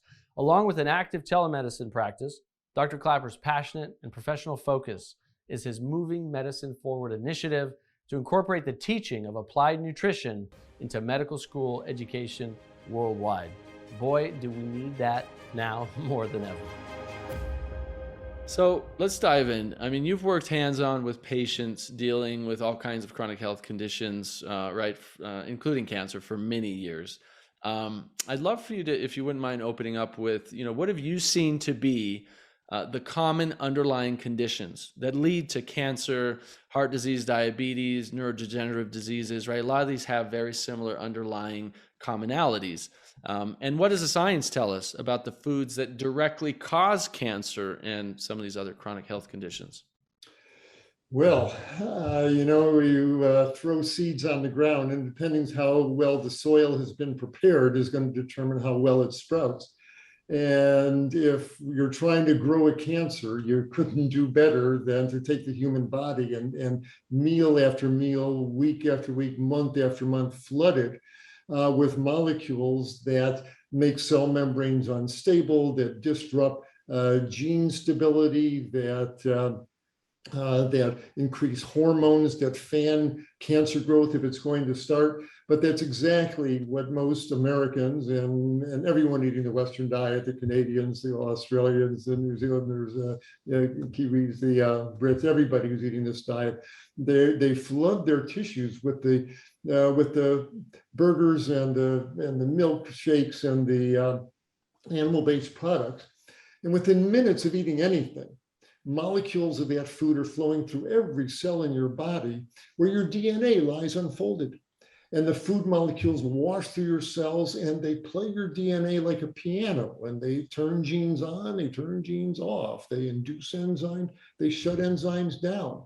Every meal changes us on a genetic molecular level. And it's becoming very clear that you can turn on genes in the DNA sequence that are called oncogenes that promote rampant cell division. A little bit of cell division is essential, but when it goes completely rogue and unregulated, then you step into the world of cancer growth. And our Western diet seems to be tailor-made for this. And we can go into the specific molecules and the specific foods. But overall, we're plant-eating hominids, no matter how you look at it. We've got fingers on our hands, not claws. We've got long intestines for digesting fiber. And we've got saliva in our mouths with starch-digesting enzymes, if that's not a clue. And we've got small mouths with rotary jaw joints and flat grinding molar teeth for eating roots and apples. We're clearly plant-based hominids. We've got the same digestive system essentially that our gorilla and bonobo cousins have, and they grow into these wonderful, healthy, muscular bodies, eating leaves and fruits, etc. And that's basically the diet we should have. But if you're eating meat and dairy and oils and sugars and processed foods constantly, well, then you're putting out the welcome mat for malignant growth in some tissues, whether it's the bone marrow or the epithelia. We can talk about it, but we turn ourselves into cancer-welcoming organisms, and it's not a surprise that the rate of cancers are going up pretty much across the board. I think you've probably seen this in your own practice, and I've certainly seen it over the last 15 years or so, really focused in the natural health field, is that we tend to think, or I know a lot of people tend to think that people already know this. They know that the foods they're buying are poisonous. They know that the processed and packaged foods have no nutrients and they're junk food for them, and they're causing problems for them, and yet they're still doing it. And I've come to realize that I think actually most people don't really fully know that. They might have heard something that, yeah, don't eat too much candy or don't eat too much sugar or whatever. But, when I'm at the store and I see people in front of me loading up on, genetically modified white corn tortillas and 8 giant bottles of soda and Coca-Cola and then, giant packs, for their family, right? Giant packs of processed and hormone infused chicken and things like that. At some level, they think what they're giving themselves is nutrition, right? I got the meat for the protein. I've got the corn tortillas, which my family's always had, so that's good. The soda, that's not too bad. It tastes fine. It's not a big deal. And then every single one of them is overweight, most likely pre-diabetic, if not diabetic, and certainly creating, cancer in their bodies and not realizing it. That's my belief. What are your thoughts on that? Oh, doctor, I couldn't agree with you more. And as you all know, there's huge economic and political forces that shape the message that we get. You must have meat 3 times a day. You have milk is nature's perfect dairy food, dairy products are nature's perfect food, all that. So in goes the meat and dairy, or else I'm going to get protein deficient, and all these bizarre ideations. I've never had a gorilla or a giraffe in my office saying, "Doc, I'm not getting enough protein out of these plant foods." There's plenty of protein available in whole plant foods, and the rice and beans and the greens, etc. But the message we get is, and it's so cultural as well, as you're also saying. Your mother didn't know, my mother didn't know. We were fed these foods as children, and we develop a taste for them, and we think we need them. And so the buying habits continue when we're pushing that cart down the aisle in the supermarket, or when we're ordering our dinner in the restaurant. There's a piece of animal muscle in the center of every plate, or you think you're short of protein. And when actually nothing can be further from the truth, and actually that piece of animal muscle 3 times a day is leading you to the oncology ward at the hospital. So absolutely, we've really distorted the nutritional message we really ought to be giving, starting with our children, but throughout society. Absolutely. Yeah, I certainly have compassion. I grew up on meat and potatoes in Montana, So did Bozeman, I. Montana, a lot of milk, lots of cheese every day, all these things. And I was on antibiotics all the time. I was sick all the time. I went through a lot of, these health challenges as a young kid that so many kids now. Cancer is the #1 killer in kids today, which is insane, because in 1970 we almost had no cancer in children, right? We're seeing 10 million cancer deaths around the world, not just from cancer, but also its treatments. 10 million around the world every year.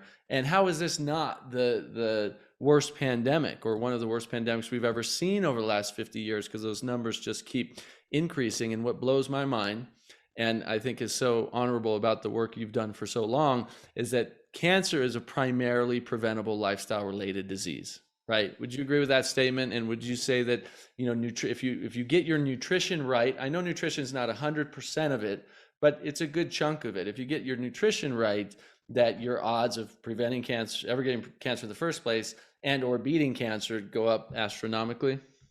Oh, absolutely. When you look in the veterinary pathology literature, the gorillas and the antelope and the 2 herbivores, they have a very low incidence of cancer naturally. And throughout history, it's not, there's been cancers in the past, but nothing of the epidemic proportions that we are facing now. Absolutely.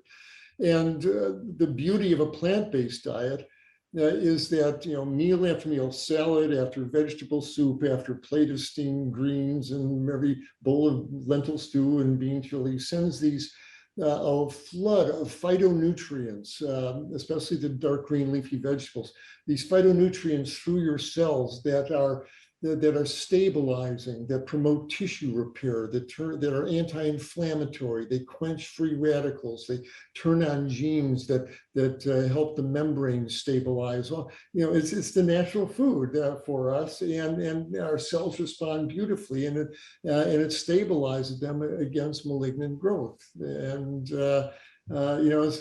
it's like if you're putting diesel fuel in a gasoline burning engine, it's going to clog up the spark plugs and the fuel pump, etc. Well, that's what this meat and dairy diet do to our genes, do to our bodies. And when you put in the right fuel, the plant-based fuel, the engine hums right along, and the spark plugs don't misfire, or whatever analogy we want to use for the cancer growth there. So absolutely, the more whole food plant-based you can get your diet, the lower your risk of every type of cancer. Absolutely. Now, have you looked into it all? Some of these doctors, one doctor in particular, on YouTube, who's putting out a lot of videos, a lot of information on the carnivore diet, the what do they call it, the head to tail diet, right, where they're eating the organs and the brains and the eyes and all the different things, and they're primarily avoiding plants except fruit, and they're saying that this is healing and repairing and things like that. And primarily from a ketogenic standpoint as well, right? So high protein, high fat, very low carbs. Like, have you looked into much of that? And what does the science tell us on that? Well, the science tells us that when you eat a diet high in animal flesh, when you eat a piece of animal muscle, and all those amino acids flood up into your liver responds. It looks around, sees all these building blocks, and it says, oh, let's build something. And it responds by putting out a surge of a hormone called insulin-like growth factor 1, IGF-1. And this is a powerful growth promoting hormone. This tells the cells of the body, divide, and more importantly, it tells them don't die. Normally, cells have a programmed cell death in their apoptosis, that when they reach the end of their life, they die off in a benign manner. Well, IGF-1 says ignore that. You just keep growing and living and flourishing, even if you're a malignant cell. And IGF-1 is a good hormone to have if you're a growing child. But if you're an adult, if you are even a young person with an early cancer, this is like throwing gasoline on a fire. And the audacity of these people to say, we eat meat 3 times a day, don't worry about your IGF-1 levels. I'll say, doctor, have you followed these people along? Cancer takes a while to develop. Have you followed thousands of people along following your diet for 10 years, 20 years, 30 years? What happens to them? What is their cancer risk? What's their cancer rate? Oh, we haven't done that yet. Studies haven't been done. Well, how dare you? The adage that we practice medicine by, do no harm, applies to dietary advice. You can hurt somebody badly with bad dietary advice. And I think this is a recipe for colon cancer. Pack your colon full of meat 3 times a day. This is a recipe for colon cancer. It's a high fat diet. It's a recipe for insulin resistance and diabetes. It's going to damage blood vessels, setting these folks up for heart attacks and strokes, and dementia for what it does to the blood vessels in the brain. Now, this is a recipe for an epidemic of degenerative diseases. And it's based on this myth, the mighty hunter in the caveman days. We, like every Neanderthal, had a mastodon in the freezer and spent all day eating mammoth meat. I'm a caveman, I eat meat all day. Well, it's simply not true. Most hunts were unsuccessful. Most times the guys came back empty-handed. If they did drag a carcass back to camp, it rotted within days. There was no refrigeration. And when they look at the fossilized fecal droppings, the coproliths of the Neanderthals and the Pleistocene folks there, or the folks back in primordial times there, they had huge bowel movements. They were eating 150 grams of fiber a day, because most of the calories brought into the Paleolithic camp were gathered by the women, who spent all day foraging, digging up roots and tubers and harvesting berries and grasses and nuts and seeds, etc. We were starchivores then. We were starch-eating creatures then. We are starch-eating creatures now. And so this whole idea we eat flesh all day is bizarre. We are not carnivorous apes. No other primate does that. No gorilla does that. No bonobo does that. And they sure don't feed their young animal flesh 3 times a day. It's such a transgression of natural law that when the cancer starts showing up in the people who follow this diet, my left eyebrow isn't going to go up that much. I'll say, yep, that's kind of what we thought. So I would urge people, do not be seduced. That's, like my friend John McDougall says, people love to hear good news about bad habits. Ooh, they like that taste of steak in their mouth, so go ahead, eat all the steak you want. And but meanwhile, what's down the line when that first bloody stool shows up in the toilet from that big old carcinoma you got in your sigmoid colon? Oops, gee, well, bad genes, to luck of the draw. No, it's not. It's it's listening to spurious advice like this, as far as I'm concerned. Yeah, thank you for that. I mean, what I find fascinating is um, when I meet people who have reversed stage 1, stage 2, stage 3, stage 4 cancers, right? And they've done it through a natural holistic approach. And I ask them and I say, what'd you do with your diet? 100% of the time, I'm not saying 100% of people in the world, I'm saying 100% of the time of my experience with dozens of cancer conquerors, cancer thrivers and survivors, 100% of the time they switched to a plant-based diet. And 100% of the time before that, they were on a high meat diet, standard American diet, lots of meat, lots of processed food, lots of dairy, right? So, and they switched to the plant-based diet. And guess what? That's not the only thing they did. They changed other lifestyle factors, but that's one of the core things that they switched, that they attribute to helping their cancer go away. This is not a claim saying that just by switching to a plant-based diet, you're going to cure cancer or any disease, but it is a testament to not only the decades of science that Dr. Clapper is referring to here, and that I've looked at myself, hundreds of scientific articles in the research journals, but also a testament to so many people's stories who have switched to this kind of diet and have just seen unbelievable and incredible results with their health and healing. But it brings up another question that this community preaches, which supports their ideology that the carnivore diet, the keto diet, the paleo diet, any of these kind of forms of these diets that have become popular nowadays, it supports their theories around it, or they use this to support their theories, is that they say that plants have anti-nutrients in them. Plants don't want to be eaten because they have these chemicals that are damaging your body. And a lot of people are buying into this information because they're looking so myopically at one little constituent, for example, in plants, right? And saying, oh, these plants are bad for you because it's an anti-nutrient, like lectins in beans, for example, or, in cruciferous vegetables, we have certain natural chemicals in there. Can you speak to this and what the science tells us about, are there such things as anti-nutrients in plants, and should we be worried about eating too many plants? Oh my, if you're familiar with a book called The Blue Zones that looks around the world where people live the longest and healthiest lives, where the most centenarians, people live over 100 years old, the one thing they have in common is they're eating whole food, plant-based diets. I'm not saying they're vegan. They have a little flesh, once or twice a week mixed in with something. But by and large, the majority of what goes down their gullets has grown out of the ground. Most of the times they've grown it themselves in their own gardens. But also, and I laugh about the legumes, the one thing they have in common, they all eat beans, they all eat legumes of various sorts around the world there. So if legumes and greens were so poisonous and toxic, you wouldn't see these people living to 100 on them. And the plant eaters live by and large long, healthy lives with much lower incidence of everything from heart disease, strokes, obesity, diabetes. It just doesn't wash. You can pick out this chemical here or chemical there. But we have, as soon as you chew it up, whatever chemical it is, it mixes with your saliva and the bacteria in your mouth that start to metabolize it. It goes down into this vat of acid in our stomach that can further chemically dismantle it, and then down our intestines with 22 feet of small intestine, weeping digestive enzymes into the food streams. Our liver, whatever does make it into our bloodstream, our liver grabs and detoxifies. It's such a naive viewing of biochemistry, of how the body really handles the plant foods that we consume. I've never, in almost 50 years of medicine, had anybody come into the emergency room with a kale overdose or the toxicity from corn on the cob. It just doesn't happen. And so this molecule might cause harm in massive amounts, injected right into the bloodstream of a rat. Well, that's in the real world, the plant eaters live long, healthy lives with lower incidence of all these diseases. I rest my case. It's a silly argument.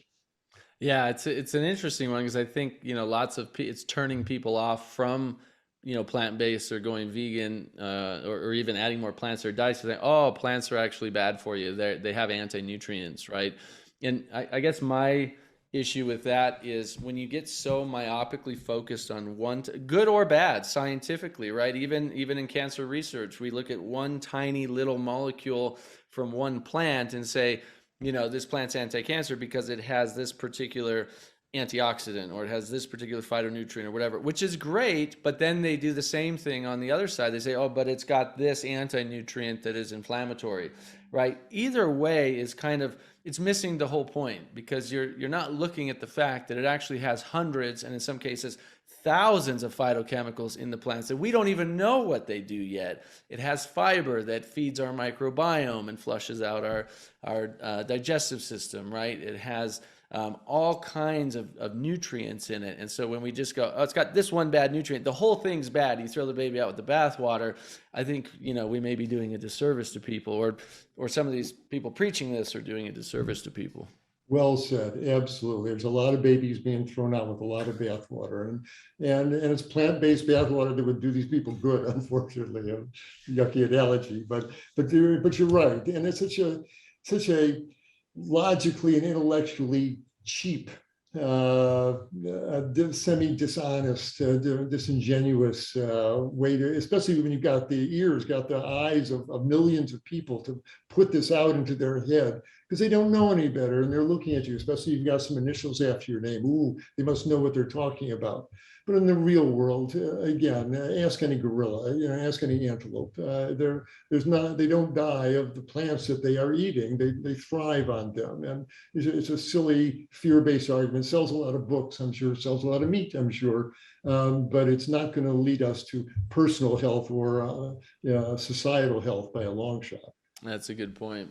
So if you were to create an anti-cancer diet blueprint for people, if you were to kind of break it down into like what are the most proven anti-cancer, anti-inflammatory, anti-disease foods in particular, what are those foods and what would that look like in somebody's life? What would that kind of dietary blueprint look like? Well, at the risk of stating the obvious, it would be made of whole plant foods by and large. The calories would come from starches in general, roots and grains, etc. Lots of sweet potatoes and whole grains, and non-glutinous ones if people are concerned about gluten, of quinoa, millet, buckwheat, etc. There'd be the protein would come from legumes, well-cooked legumes. Let's deal with the lectin thing. I mean, first of all, legumes are a gift to humanity's nutrition here. There's such beautiful protein, complete protein available in every bean, pea, chickpea, lentil, and they really provide a tremendous amount of vitality for us. Yes, there may be lectins, these carbohydrates on the surface that stick to protein, but they're destroyed by heat. Nobody eats raw beans, I would hope. And as long as the beans are cooked, they're either boiled or pressure cooked or steamed. So they're so soft that you can squish them between your fingers, which is the consistency that all legumes should be at before you eat them. The lectins are essentially negligible at that point, and they essentially disappear. And so that whole idea about the lectins on the legumes is just so silly. Ungrounded fear.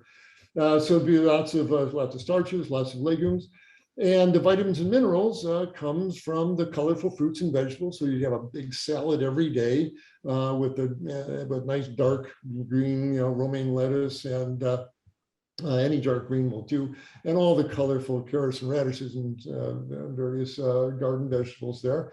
And fruits certainly have a place, and the citrus fruits I think are especially valuable. I have a navel orange every day, but most of the other fruits are absolutely fine. I don't know of any that I would, well, maybe too much coconut from the saturated fat, but other than that. So this kind of diet, we can go through meals there, but breakfast with oatmeal and berries on it with some oat milk works just fine. It's what I had this morning. Now, lunches and dinners, again, a big salad, twice a day is even better. Some starch, some sweet potato or a veggie burger, a bowl of bean chili, some lentil stew, etc., and some steamed green and yellow veggies, some kale, some carrots, etc. And you can do it in any international cuisine. You can do Mexican chilies and Asian curries and Oriental stir fries, and there's no end of the wonderful ways you can prepare these. And in many of them, the spices that you use are anti-cancer in and of themselves. So by and large, it's not surprising, especially if you raise a child on a plant-based diet. Their incidence of getting cancers are really small because they've not been bathing their cells with carcinogens. On the contrary, they've been bathing their cells with stabilizing nutrients. And so they're far less likely to develop cancers as they grow up. So it's the diet I eat, and so far, no sign of cancer. I'm 74, and I feel like I did when I was 40. I don't feel much different. It's a testament to eating and living this way. So thank you for that. That was really helpful to give, a kind of a little bit more of a specific of what a day-to-day kind of diet would look like on a plant-based diet. You basically identified what I eat every day for the most part, in variation, and you can make it taste delicious. And there's, lots of ways to there's thousands of medicinal edible plant species, right? So there's so many ways to make it delicious and nutritious and healthy and appetizing. Obviously, staying very low on any added sugars, reducing salt, reducing oils, these kinds of things, right? I'm glad you mentioned that, Nathan. We're focused on the meat and the dairy and all that, but you're absolutely right. A lot of these vegetable oils, including, especially the ones that are cooked at high temperature, when you eat French fries at the fast food restaurant, these French fries have been boiled in hot boiling oil full of free radicals, and you eat this, and that gets into your cells, does not do gentle things with your cell membranes. The sugars that you mentioned, it's a little bit of maple syrup in your tea is one thing, but when you're eating a candy bar and a donut and coffee cake, you're eating sugar as a food, and it floods through your tissues and sets off what's called advanced glycation end products that damage your genes and injure proteins throughout the body and probably promote cancer growth. And too much salt, we're understanding now.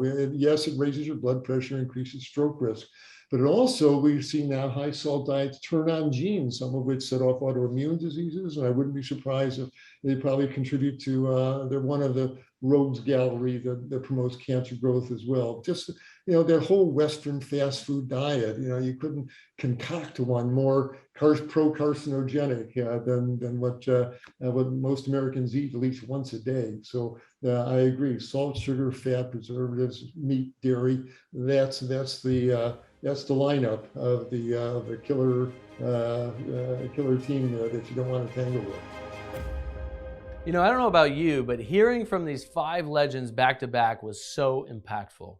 These experts have worked with tens of thousands of patients reversing cancer and other diseases, and have pretty much seen it all at this stage in their careers. Doctors Quillen, Ornish, McDougall, Kahn, and Clapper are unanimous in their agreement that a plant-based diet of real, whole foods is the only way to go if you want to prevent disease and live a long, healthy life. As Dr. Clapper just nicely summed up, salt, sugar, fat, preservatives, meat, and dairy are a killer team that promotes cancer growth, not to mention heart disease, diabetes, and a host of other diseases. Right now, we're halfway through our Conquering Cancer docuseries, and there's still so much more to come. If you haven't yet ordered your lifetime ownership of this series, you still have a chance to get it at a huge discount. You can also share this with others right now who need this important life-saving information. Be well, and I'll see you in the next episode.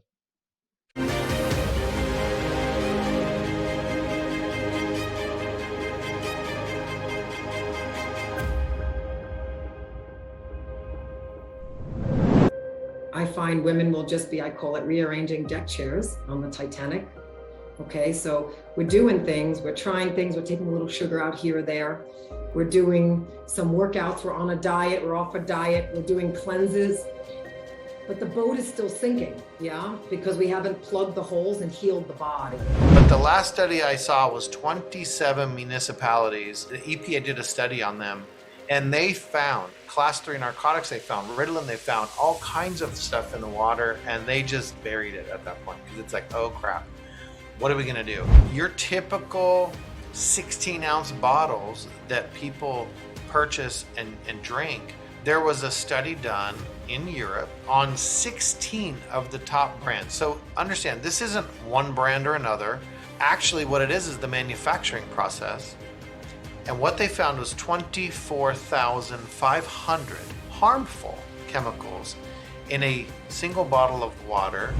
You know, I was once a proponent of what I still hear a lot of people saying out there, which is, you know, if I optimize my health for my body, eat perfectly, exercise perfectly, get the proper amount of sleep, I am fully equipped to deal with toxins. And I used to believe that. And then I spent years and really now decades digging into the research on toxins. In the European Union and elsewhere, actually, I think it's 40 countries, they've banned over 1,300 chemicals from their cosmetics and their personal care products. Here in the United States, they have banned 11, just 11 chemicals banned here. They are very, very critical lymph nodes to our overall immune state, but also they are indicators, they're signs and kind of symptoms of often things that are deeper within. So food's big, body care is equally important to assess and limit toxins and, you know, preservatives, dyes, all of the, you know, kind of top major offenders, perfumes and items that are chemically altered are overwhelming to the lymphatic system.